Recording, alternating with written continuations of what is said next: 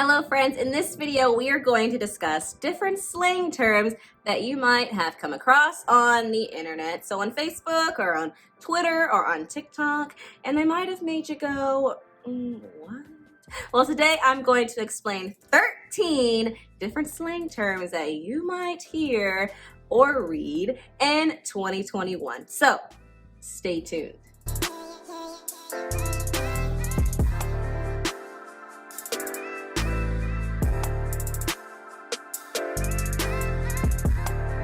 So the first word is drip, but we usually say someone has drip or has the drip. So it's a noun. And we use it when we see someone who is very fashionable or they dress very chic. We can say that person has drip. Our second slang term is ONG, and that is internet shorthand for on God, which is similar to saying I swear or I swear to God. So basically you say it to emphasize that you were serious about whatever you were saying or whatever message you just sent. So you could say, my mom makes the best pancakes. ONG or on God. But remember, you're only writing or typing ONG. You don't actually say it. If you're speaking, you say on God. The next word is also internet shorthand, and it's NGL, and it stands for not gonna lie. So we say this before or after we tell someone a truth that maybe we didn't want to admit or that we were shy to admit. And it could be something good or something bad. So I could say, not gonna lie, she's a terrible singer. Or I could be positive and say, not gonna lie, she's the best singer in the choir. So it's like telling someone, this is the truth. Not gonna lie. Number 3, the next slang term is something hits different. And notice we don't use perfect grammar, so we don't say hits differently, we just say hits different. And we say this to describe a feeling or experience that is much different from a previous feeling or experience. And usually when we say something hits different, it means that the experience we're having now is much better than a previous experience. So let's say you're at a restaurant that serves great cheesecakes and you've had all the cheesecakes in their restaurant, but they have a new cheesecake on their menu that you try and you absolutely love it. And you say, wow, I love all the cheesecakes at this restaurant, but this new one hits different, meaning it's different from the other ones and even better than those ones. The next slang term is simp. And this term has been around for a while, but it's gotten more popular over the last few years, and it's used to describe a man who acts in a desperate way to get the attention of a woman or women. And it's usually in a way that makes him seem pathetic.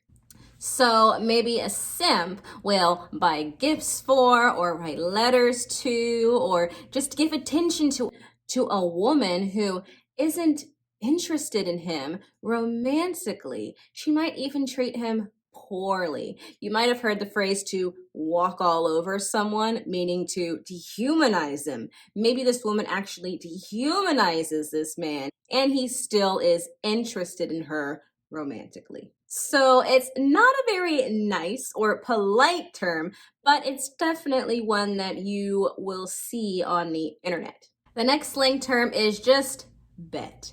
And we use it to show a willingness to do something. So for instance, your friend might say, want to go to Cancun this summer? And you might say, oh, bet.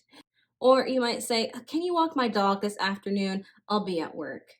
And your friend might say, bet, meaning I'm willing to do that for you. So the next slang term we have is cap. And it can be a noun, meaning a falsehood, or a verb in the past, present, or future continuous. So you say something is cap when you know that something someone said wasn't true. So if I said, the world will end in 8 days, you might say, Taylor, that's cap. That's not true. Or you might say, Taylor, you were capping when you said the world was going to end in 8 days. It's not the best example, but you get the point. Similarly, you can say something is no cap, meaning the opposite, meaning that something is true. So I might say, this protein shake has 30 grams of protein, no cap, meaning it has 30 grams of protein and I'm telling you the truth. So we say cap for something false and no cap for something true. The next slang term that you need to know in 2021 is facts. And we say this when we want to agree with someone or acknowledge that something someone has said or typed is true. So for instance, I could say, Philadelphia has the best cheesesteaks ever. And you might respond, facts, meaning, yes, I agree with that. That is true.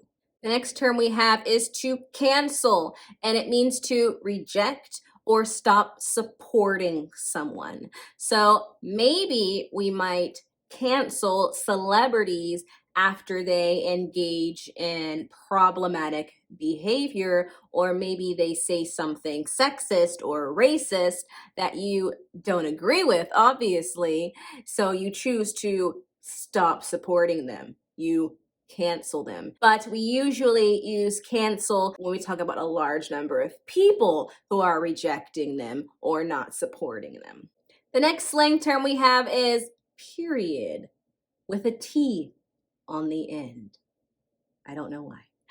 But we use this when we want to emphasize whatever we had just written or said. So I might write or say that chocolate ice cream is the best ice cream ever, period. Meaning, I really believe that chocolate ice cream is the best ice cream ever. I'm emphasizing this with the word period. Next, we have to ghost, and this means to suddenly stop all contact with someone. So maybe you're talking to a guy or a girl romantically, and things are going very well. But then all of a sudden, they stop texting you or replying to your messages. They ghosted you. The next slang term I see a lot on TikTok, and it's to fish. You might also see fishing for compliments. And basically, it's to do or say something that will make people want to give you compliments or say nice things about you. So I might post on Facebook that I think I'm really stupid, or my makeup looks horrible. And then someone might think that I'm fishing for compliments. They might think that I want somebody to tell me, no, Taylor, you're not stupid. Or, no, Taylor, your makeup looks amazing. Of course, I might not be fishing for compliments. I might not want people to say those things about me, but doing that might give others the impression that I just want compliments. The next slang term is it's the blank for me. So we use this to say that some behavior or characteristic gets our attention or is distinct. Let me give you an example. I might see that someone has posted a picture of their adorable baby on Instagram, and I might write a message saying, oh, it's the chubby cheeks for me.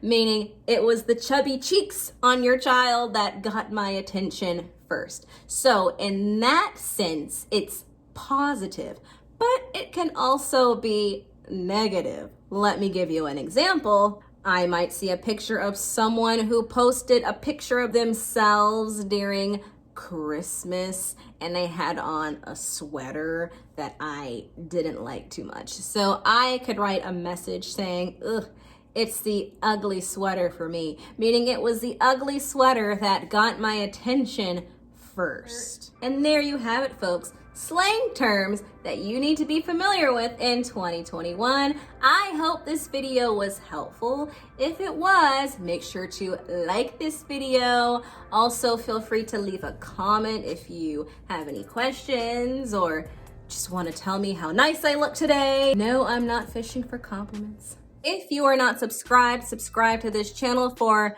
weekly English lessons. And until next time, English learners.